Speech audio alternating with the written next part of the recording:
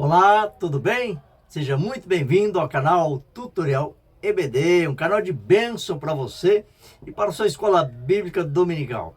Hoje eu quero mandar aí a paz de Cristo para o povo aí da Paraíba. Você conhece essa cidade aqui? Catingueira. Catingueira para Jesus. Se você conhece, deixa aqui nos nossos comentários. Estou aqui usando essa camiseta em homenagem à Assembleia de Deus que tem feito evangelismo aqui nessa cidade Catingueira. Então é Catingueira para Jesus. Tá vendo só como a igreja está avante evangelizando e ganhando almas para Cristo.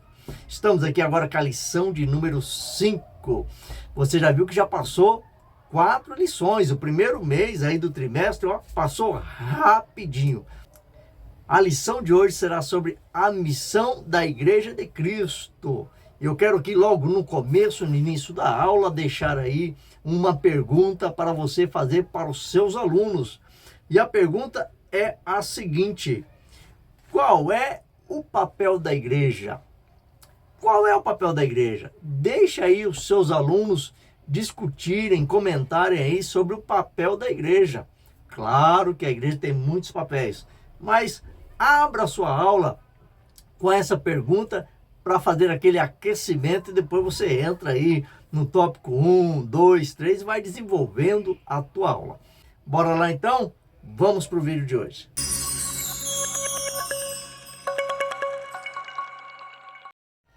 Olá, meus amados irmãos, já estamos de volta e vamos começar agora a lição de número 5.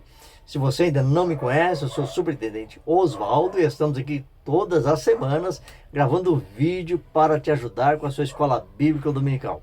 Hoje eu tenho aqui um enorme prazer de apresentar um grande pastor, amigo meu, é pastor há 25 anos, uma bênção de Deus, né? 25 anos como pastor da Assembleia de Deus, e eu quero apresentar ele para vocês e vai nos ajudar aqui a desenrolar o rolo, né?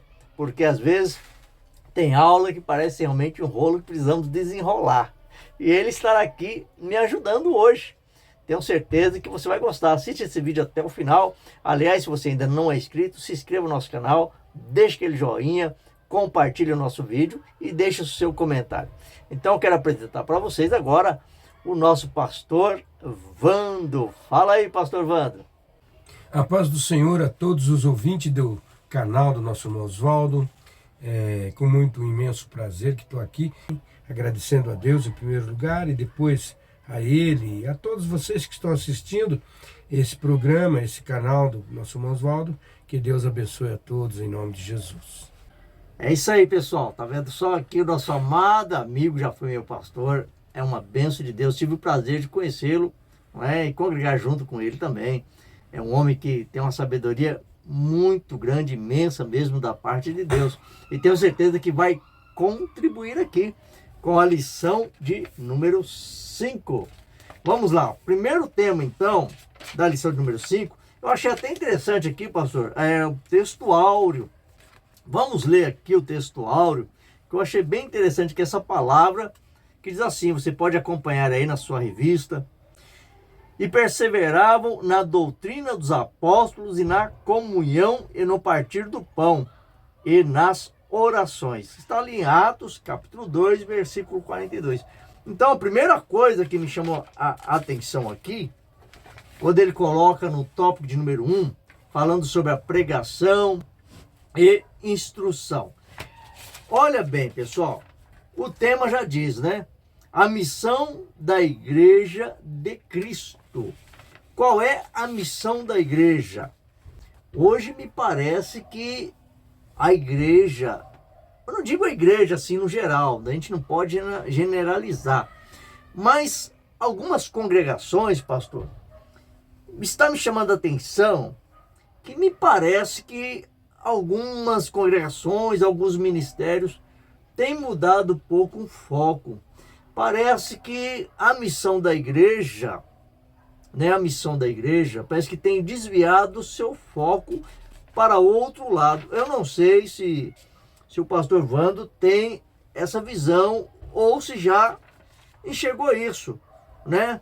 Porque aqui coloca que a missão da igreja é pregação e instrução. O que tem acontecido com as igrejas de hoje, pastor? O que nós temos visto por aí? O senhor acredita que as igrejas têm conseguido manter esse foco, pregação e instrução? O problema da igreja hoje que estamos passando é que você viu que estava escrito o que a igreja fazia, como eles começaram. Perseveravam, né, na doutrina dos apóstolos, na comunhão, e no partir do pão e nas orações. E nas orações. A igreja, uma boa parte, maioria perdeu isso, né? Oração hoje tá bem escasso nas igrejas, né?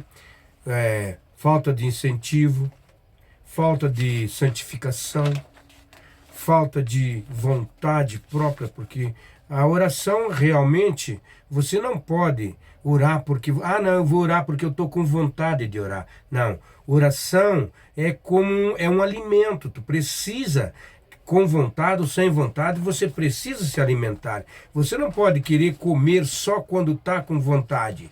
Muitas das vezes chegou a hora de você se alimentar, você precisa, o teu organismo precisa daquele alimento.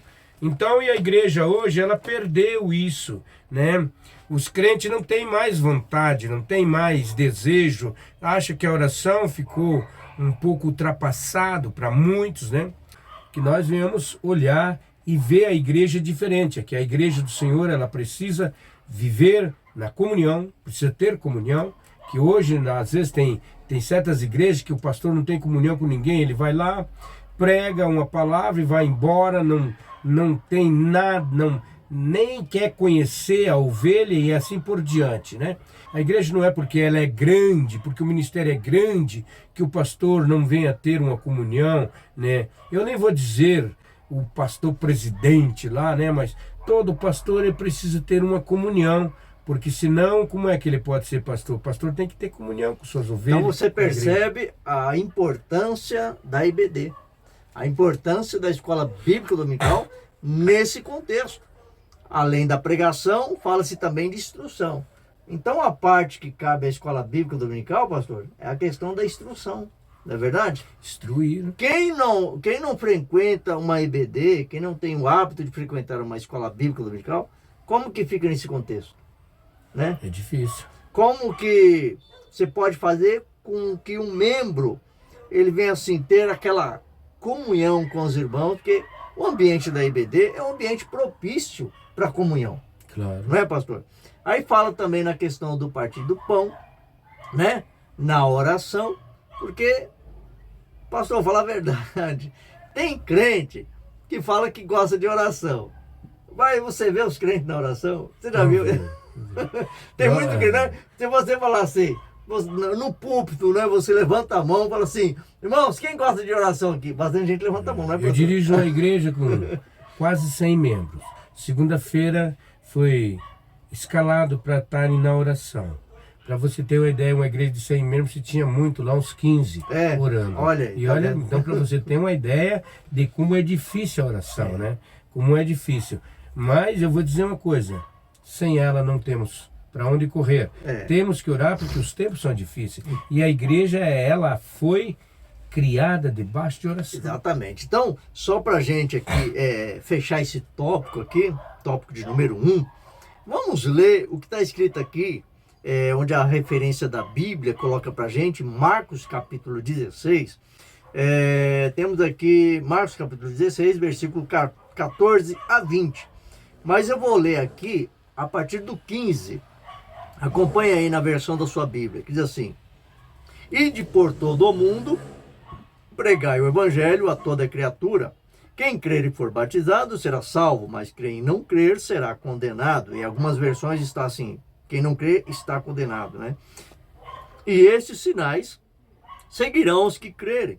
Em meu nome expulsarão os demônios, falarão novas línguas, pegarão nas serpentes, e se beberdes alguma coisa mortífera, não lhes fará dano algum. E porão as mãos sobre os enfermos e os curarão. E ainda vou ler o 19. Ora, o Senhor, depois de lhes ter falado, foi recebido no céu e assentou-se à direita de Deus.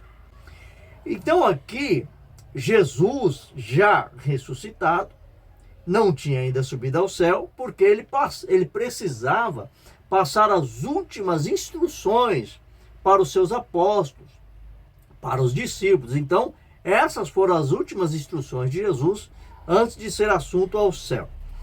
Então, ele está orientando os discípulos o seguinte, que eles estariam protegidos de certas coisas, tá?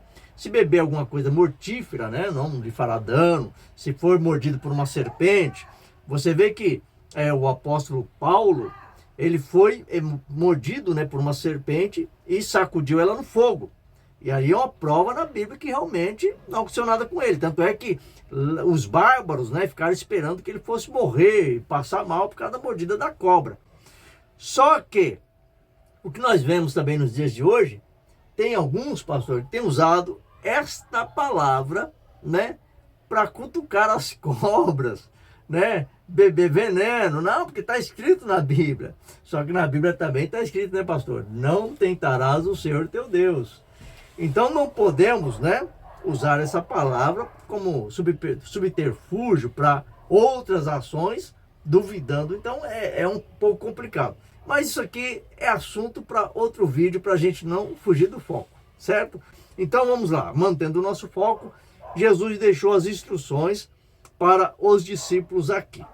Então, finalizando essa parte de número 1, então aqui diz que o objetivo, né, da igreja, um dos objetivos da igreja, então, é instruir e pregar, tá? Então, pastor, vou até fazer uma pergunta aqui, que eu considero até uma pergunta aqui sobre o futuro. Não fazemos previsões aqui, mas vou fazer uma pergunta sobre o futuro, né? O senhor consegue enxergar qual é o futuro dos futuros pregadores, né? Olhando para a igreja hoje, que futuro podemos prever para os pregadores ou para aqueles que instruem, visto que hoje temos ministérios, igrejas, que falta com a questão do investimento, né?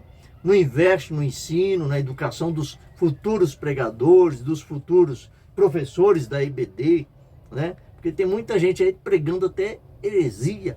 São professores também da IBD que não tem assim condições de fazer um curso teológico, né, para ensinar com qualidade. O que o senhor enxerga nessa área aí, pastor? Entre pregação, instrução, que futuro a gente pode chegar ou prever aí para as igrejas? Na verdade, a igreja, ela é o corpo de Cristo, né? Então, a igreja, por ela estar no cuidado de Deus, vai haver muito herético, muita heresia, muitos falsos profetas, muitos pregadores mentirosos e tantos outros. Mas Deus sempre vai ter remanescentes que vão sustentar a igreja aqui, homens cheios do Espírito Santo, homens que verdadeiramente buscam a Deus para ser salvo, pela salvação. E pastor, aqui, não querendo cortar o senhor, dentro dessa mesma pergunta, aqui fala que um dos papéis da igreja é instrução. É instrução, para que não haja esse tipo de comportamento dentro da igreja, né? A entrada de heresias, de pregadores hereges, né? Como que a igreja pode contribuir nessa parte? A heresia, nós olhando nas cartas do apóstolo São Paulo aos Coríntios, Paulo disse: é necessário que haja entre vós heresias, hereges, para que os sinceros se manifestem. Então, por exemplo, não há como um sincero se manifestar se não haver alguma contradição. Então sempre vai ter, mas sempre vai ter homens de Deus para combater isto. Então, sempre vai ter homens de Deus. Olhando por esse lado, né, por essa ótica, é até bom que haja então, né? Para que, nem o senhor falou, para que os verdadeiros se manifestem. Né? Porque é através da verdade que a igreja vai poder prevalecer.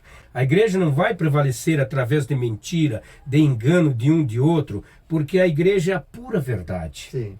Se ela não tiver na verdade, não vai adiantar nada. Concordo sempre vai haver esses camaradas, e são caras que vão estar aí sendo ovacionados por multidões, sendo, né, levando, mas Paulo disse, não importa da maneira que você pregar, o importante é que pregue, porque naquele dia a salvação vai ser não porque você pregava muito, não porque você cantava muito, mas sim por você cuidar da igreja, por você cuidar da tua vida, cuidar da igreja para Jesus. Esse é o fundamental. Agora, aqueles que querem a sua glória por aqui, eles vão pegar ela aqui, só que a glória celestial que espera a igreja, esses não vão poder entrar.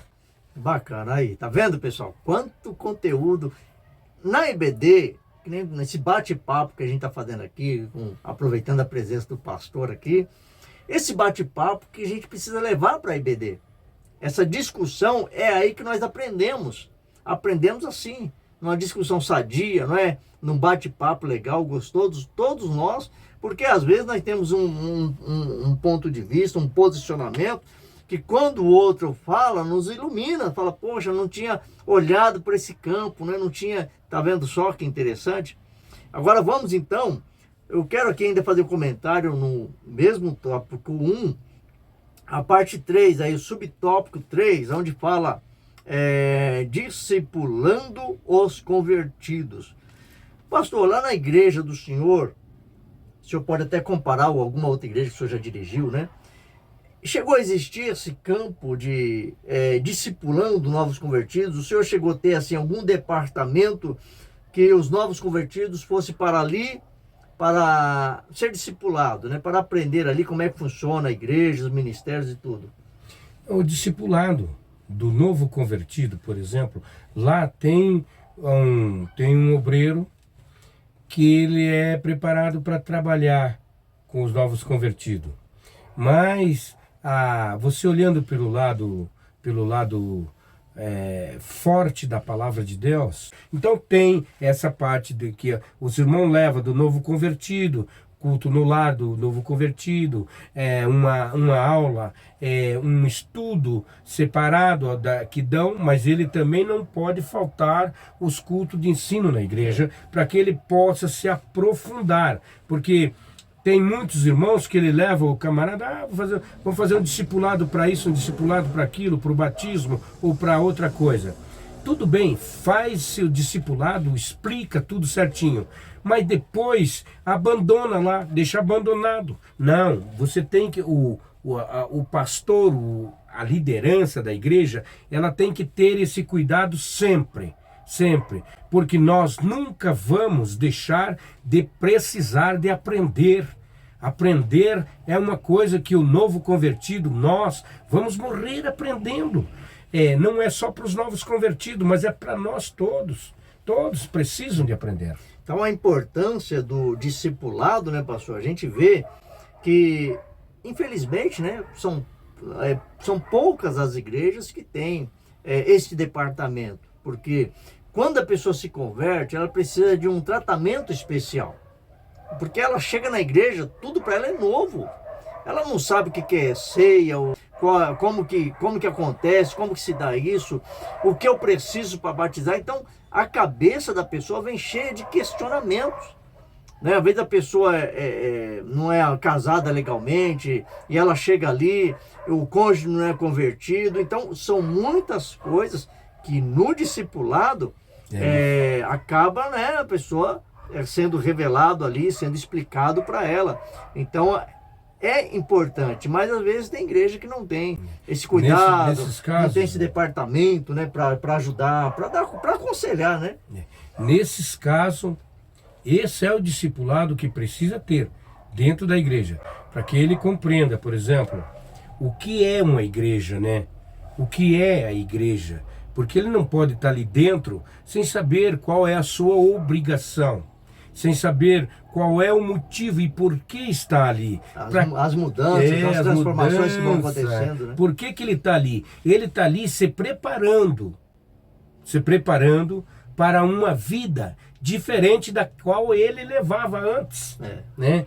O velho homem fica para trás e ali comer. Então, quando você vai começar uma vida nova com Deus, então ali no discipulado, ele já começa aprendendo, por exemplo, A nova caminhada. a nova caminhada, o que a igreja vai exigir dele, o que ele vai ter que deixar, qual é o preço que ele vai precisar pagar para poder estar em comunhão com a igreja, né? Qual é o preço? O preço é ele deixar o velho homem, a mentira, o engano, e tantas outras coisas que impedem dele realmente ser um membro assíduo da igreja. Tá vendo só, meus amados irmãos? Quanta coisa nós podemos aprender, né? Claro que quando a gente vai dar uma aula lá na IBD, nós temos pouco tempo, 30 minutos, 40 minutos, para a gente falar, né, todos esses assuntos aqui. Então vamos passar agora para o tópico de número 2, tá? Tópico número 2, vamos falar sobre adoração e edificação. Então o capítulo 2, eles são representados da parte A e da parte B. A parte A vai falar sobre uma comunidade adoradora e a parte B vai falar sobre uma comunidade edificadora. Só aqui também já tem bastante assunto para a gente comentar. O que eu quero trazer para vocês aqui é que na parte A, uma comunidade adoradora, está dizendo aí, tem a ver com nossa maneira de ser, agir e viver. É viver a vida para Deus. Como explicar, né, pastor? Como explicar para os nossos irmãos a questão da adoração? Porque muitos têm a ideia de adoração ligado a louvor, né? Aquele momento do culto, levanta-se o louvor, e estende as mãos e adoração. Muitos têm essa ideia. Mas aqui, nós acabamos de ver, pastor, e ler aqui na instrução da revista, que a adoração, ela vai muito mais além do que levantar as mãos e cantar aqueles louvores bonitos, né, para o Senhor. Então, pastor, mediante, né, o que nós acabamos de ler aqui, que é mais profundo essa questão de adoração, como o senhor poderia colocar para os nossos alunos, né, que a adoração não é somente aquele momento de louvor na igreja? Saiba que hoje, por exemplo, as igrejas, elas se lotam do emocionalismo e confunde o emocionalismo com adoração.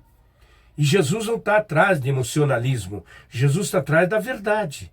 Jesus está atrás de alguém que adora com a alma, com o espírito. Porque o emocionalismo, você entra na igreja, você pode se emocionar com louvor, você pode se emocionar até com a palavra que alguém pregue, né? Mas a verdade é essa, que você precisa viver a verdade mesmo. Você não pode adorar, não, vou lá para o carro. Não. O adorador é aquele que cuida da sua própria vida, sabendo que ele tem que apresentar uma adoração perfeita a Deus. E hoje as igrejas, por exemplo, elas perderam, algum deles já perderam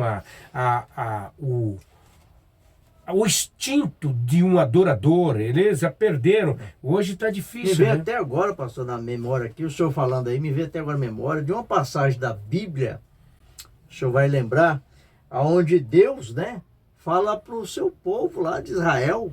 Deus falou assim, olha, vós me adorais com os lábios, sim, mas o coração está longe de mim. Né? Aí você vê, né? Então, hoje não é diferente. Tem muitos aí que adoram com os lábios, mas o coração, ou às vezes as atitudes, a maneira como ele leva a vida, está longe de Deus. Vamos ler aqui um versículo citado aqui na revista, Romanos capítulo 12, versículo 1. Olha o que Paulo está dizendo aqui. Rogo-vos, pois, irmãos, pela compaixão de Deus, que apresenteis os vossos corpos em sacrifício vivo, santo e agradável a Deus, que é o vosso culto racional.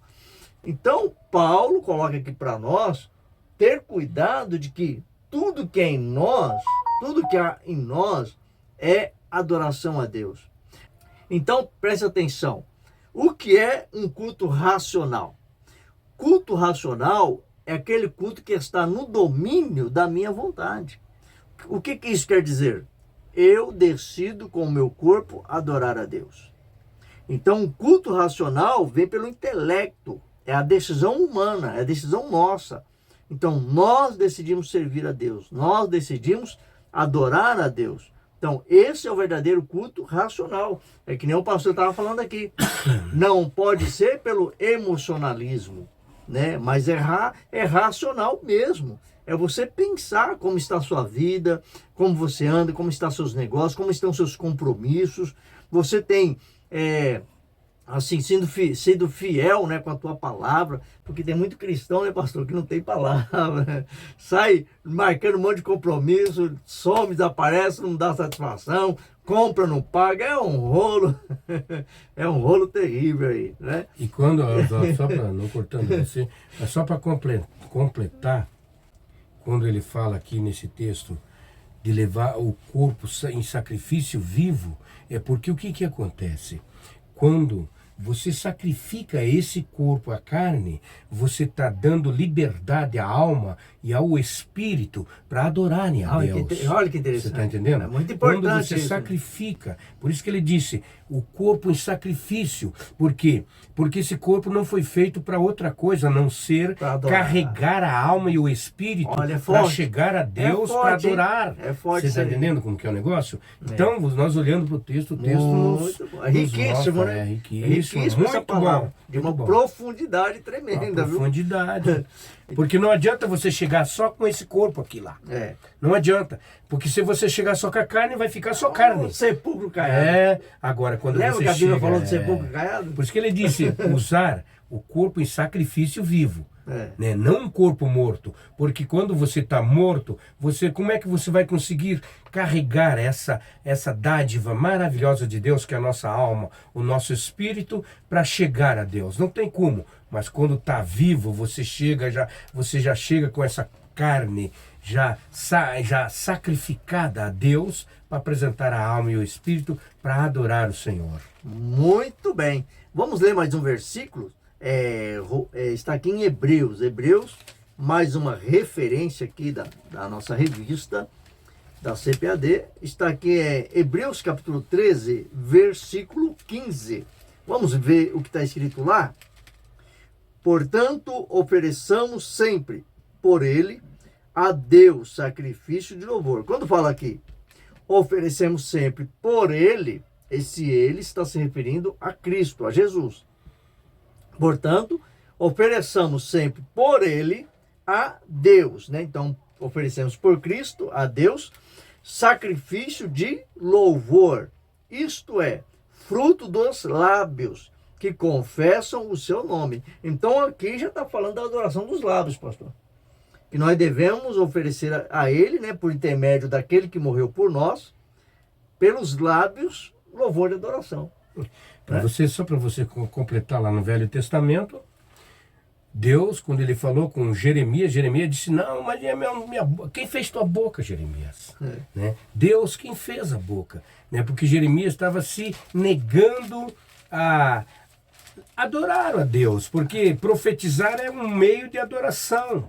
Pregar a palavra é um meio de adoração.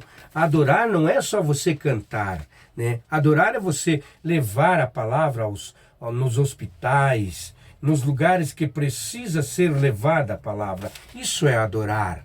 Porque quando você chega ali, você está adorando Deus com o seu modo de agir, de falar, né? Então, por isso que ele, aos Hebreus aqui, que ele acabou de ler, está mostrando que é com os lábios, entendeu? É os lábios. E quem fez isto? Foi Deus quem fez para que nós pudéssemos hoje adorar a Ele com os nossos lábios, a sua majestade poderosa. Amém, que maravilha. Vai desfrutando aí desta palavra. Deixa aqui nos nossos comentários aí o que você está achando, né, desse conteúdo. Pode fazer aqui perguntas que nós vamos responder a todos vocês. Lembrando aqui ainda desta passagem do capítulo 2 sobre uma comunidade edificante, né, edificadora, Paulo instruindo ali os irmãos da igreja de Corinto. Então ele fala a respeito das línguas. Quando Paulo está falando aqui a respeito das línguas, ele está instruindo os irmãos. Ele está querendo colocar ordem no culto, falando a respeito, olha, não é proibido falar em línguas, mas saiba que aquele que fala em línguas está edificando a si mesmo. Agora, se houver um intérprete, porque a igreja precisa entender, né? Então aí, porque o objetivo é edificação. Ou você pode edificar a si próprio, ou você usar o dom que Deus te deu para edificar a igreja. Só que como a igreja vai ser edificada se todos falarem línguas, ou se um pregador está pregando em línguas, a igreja não está entendendo, porque não tem um intérprete. Então ele fala na questão da edificação. Então Paulo está dando aqui instruções para a igreja de Corinto. Então a igreja que nós congregamos hoje, ela precisa também ser instruída em muitos aspectos, né? Claro que essa questão das línguas é um tanto polêmico, porque às vezes até um pouco de difícil, né, entendimento para alguns irmãos. Aí os irmãos falam assim, então quer dizer que eu não posso falar em línguas, né? É proibido. Então Paulo não está proibindo aqui, ele deixa claro aqui na questão da ordem, né, pastor? Aqui Paulo está querendo instruir os irmãos na questão da organização, para que o culto venha a ter entendimento, né? Na ordem ali, quem pode falar, olha, um fala, tem intérprete, não tem, como é que funciona. Então é mais a questão de uma instrução mesmo, não é isso, pastor? É que Paulo, como um líder, o líder ele precisa ter uma visão panorâmica da igreja, do culto que vai ofertar a Deus, né? E não adianta uma igreja cheia e só eu ofertar porque eu estou falando em línguas, né? Mas quando eu falo para que todo mundo entenda que eu venha servir de ferramenta, de vaso na mão de Deus, mas não para mim só, mas para mostrar para a igreja. Então Paulo viu uma liderança sem sabedoria. Não é que Paulo estava proibindo. Eu sou batizado com o Espírito Santo há muitos anos e adoro quando o Senhor me usa em línguas para me edificar, né? Às vezes eu fico pensando como Deus é maravilhoso nesse ponto. Mas eu não posso fazer uso disso, que é um dom de Deus para edificação minha, para muitas das vezes roubar a atenção até da própria palavra que está sendo pregada, né? Está sendo pregado, às vezes o pregador está se esforçando para pregar e vai eu começar a dar rajadas de línguas estranhas. Não estou dizendo que seja proibido, não, mas você tem que ter noção de que a tua alma precisa ouvir. É uma questão de organização. De organização. E ali não tinha organização. Aquela igreja ficava só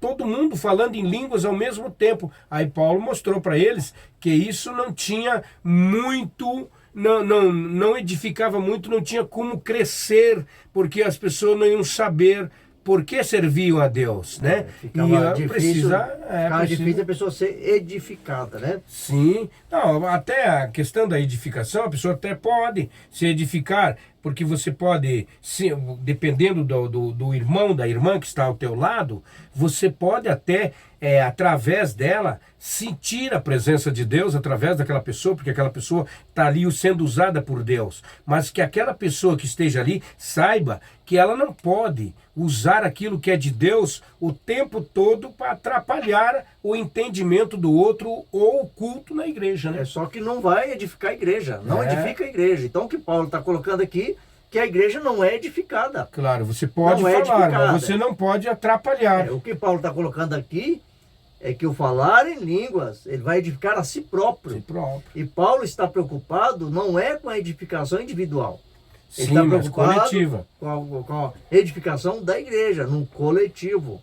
Então é essa a explicação. Então, quando nós trazemos para nós hoje, que a igreja de hoje tem que haver também essa preocupação em orientar o que edifica, o que não edifica. Só então, que eu vou dizer uma coisa para você. Né? Hoje, a verdade é essa. Hoje, dificilmente você vê os cristãos nas igrejas falando em línguas. O Espírito Santo está bem caro. O Espírito Santo está difícil, porque o que acontece? Além, porque nós estamos, você não vai na igreja, claro que você vai precisando de ajudar um ou outro, mas eu vou para buscar para mim, porque eu sei que eu tenho que ir para me apresentar a Deus. Há uma necessidade. Então hoje, por exemplo, né, isso que Paulo está falando, Não que eu queira dizer que...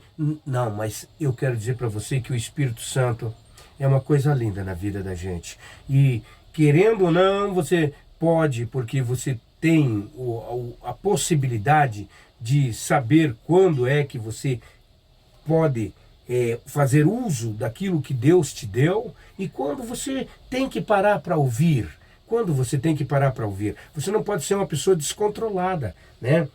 Você tem que ter a noção agora quer dizer que é bênção o Espírito Quer dizer Santo. que hoje fica até mais fácil de orientar, então, né?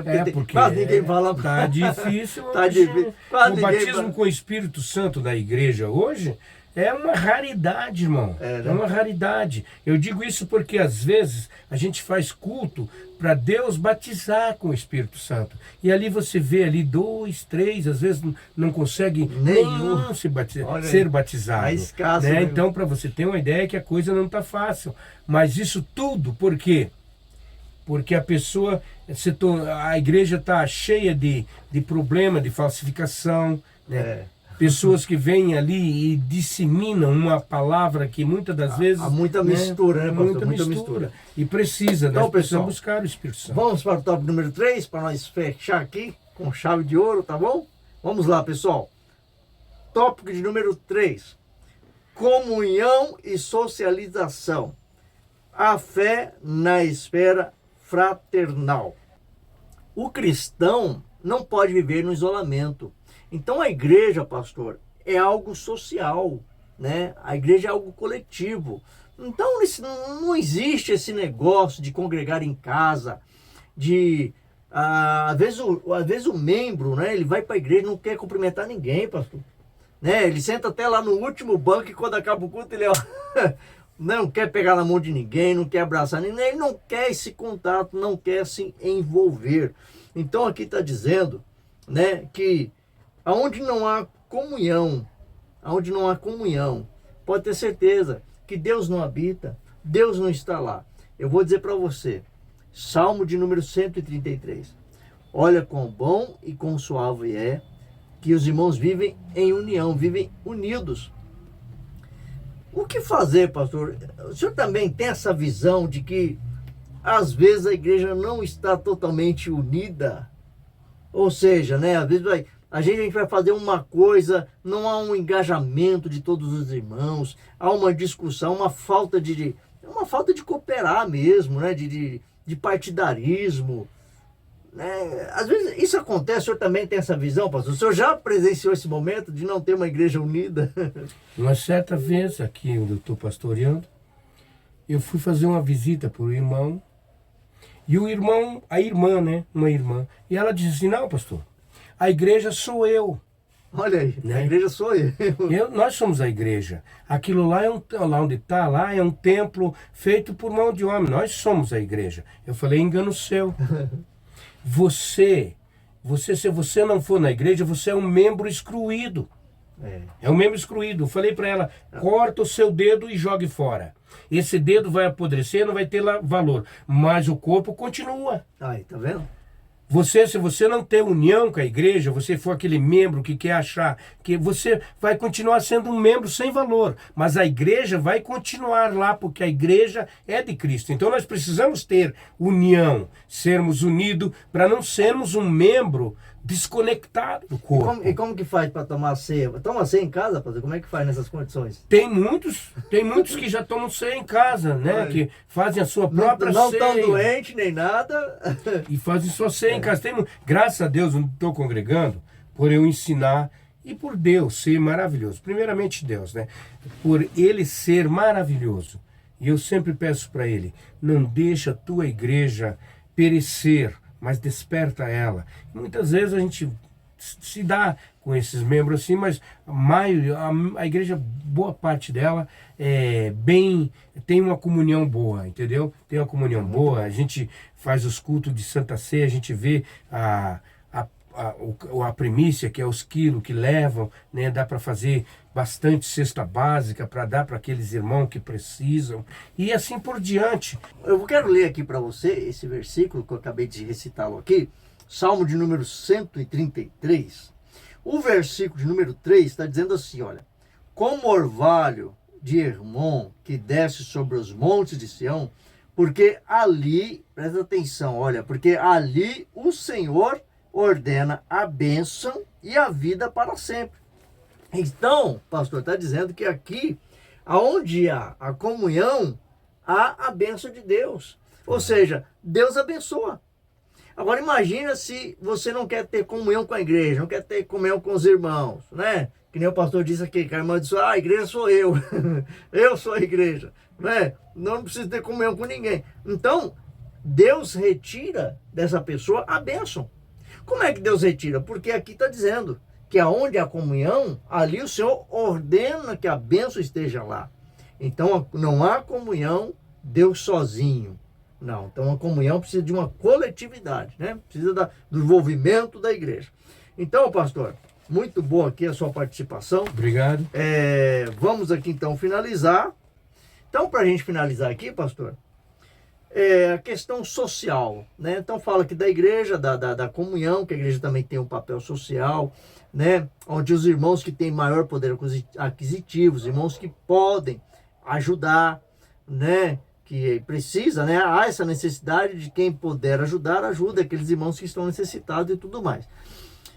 Há uma necessidade, de repente, da igreja desenvolver um projeto social, ou a sua igreja, pastor, né? O seu pastoreia lá o senhor tem assim, algum trabalho social? Como que funciona esses irmãos necessitados, as viúvas, aqueles irmãos que não recebem ajuda do governo, nenhuma assistência? Como é que vocês fazem lá? Lá sempre tem assistência social, né? Nós temos assistência social e através da assistência social, né? E também é uma luta muito grande, né? Porque eu não vou querer chegar na casa de um membro que congrega comigo, eu comendo bem e ele comendo mal. Que pastor seria eu, né? Comendo filé mignon, uma picanha. Não, nós temos que fazer, olhar. Chegar lá não tem nenhum ovo para comer. Não pode ser assim. Nós temos que olhar e ver. E recorrer à igreja, claro. Recorrer aos irmãos. Olha, o irmão lá está passando por dificuldade. Como é que você está vivendo? Tu está vivendo bem? Então vamos tirar aí uma oferta, sempre ver aquelas pessoas que estão com problema, ver precisa comprar um botijão de gás, às vezes precisa pagar de um aluguel, tantas coisas que precisa ser, que as pessoas precisam, muitos que estão em dificuldade, né? Aí a gente faz dessa maneira. Social, tem que tomar cuidado com os aproveitadores, né? Não, tem que ter cuidado. Tem uns que se aproveitam da situação, mas enquanto a igreja está ajudando. Mas isso é uma coisa que os que estão trabalhando, os que estão na frente, são homens e mulheres instruídos para aquilo ali, né? Porque, por exemplo... Fazem um filtro, né, pastor? Ajuda uma vez a pessoa. Vai lá, faz uma visita na casa da pessoa, sempre está lá fazendo uma visita para ver aquela pessoa. A gente estudando, a gente faz campanha de oração para Deus abrir as portas se tiver desempregado, que graças a Deus lá não tem desempregado lá. Que bênção, né? Olha aí, maravilha. Então, aí chegou lá, Deus abre as portas. Não fica desempregado. Fica não. A primeira vez que nós estivemos ali, eu fiquei 10 anos nessa igreja.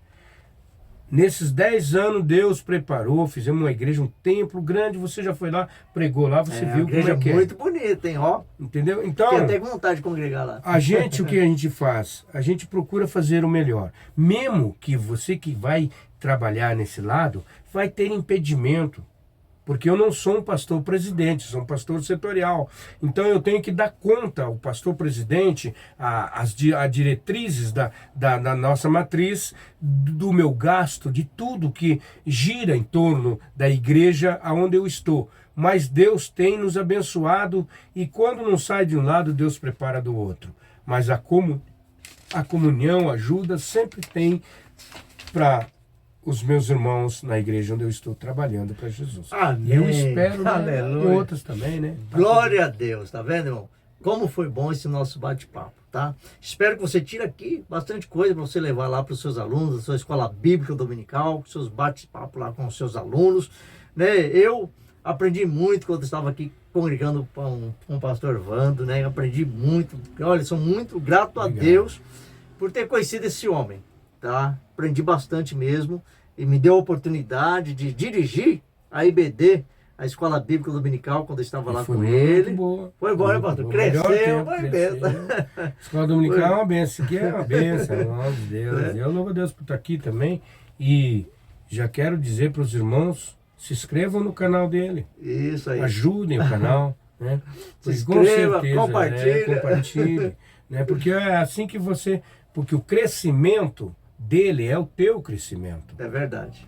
Ninguém cresce sozinho. Se ele crescer, você vai crescer, porque Deus vai fazer algo grande na tua vida, do lado de lá. Esteja você onde você estiver agora. Receba essa palavra profética aí para a tua vida. Receba. Seja abençoado por Deus. Aleluia. Seja um homem, uma mulher próspera, cheia do Espírito Santo, cheia dos seus dons. E não deixe que ninguém roube de você o amor de Cristo. Ame o teu irmão. Ame a tua igreja, ame o teu pastor e seja um servo de Deus na terra para um dia morar no céu. Eita glória! Tá bom? Irmãos, que Deus te abençoe, tá? Se inscreva no nosso canal, compartilhe. Aquele abraço e até o próximo vídeo, querendo Deus. Tchau!